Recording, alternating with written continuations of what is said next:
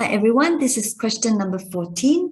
So for this question, we are given x squared y equals to 5, and we need to find the differentiation. Now, before that, we have to make sure y is our subject.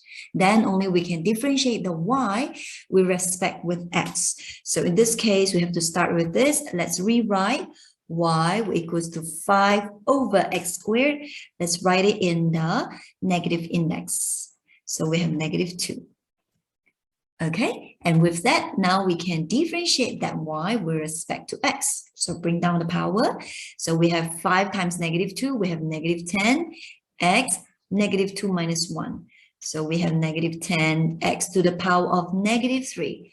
So now we need to find when x equals to 2, what is the differentiation value? So when x equals to 2, the dy by dx is -10. Let's put this back down in its denominator so that we have power, a positive index, power 3 here. So x is 2. So we have -10 over 8. And when we simplify, we have 5 over 4. So that's it, the answer for question number 14.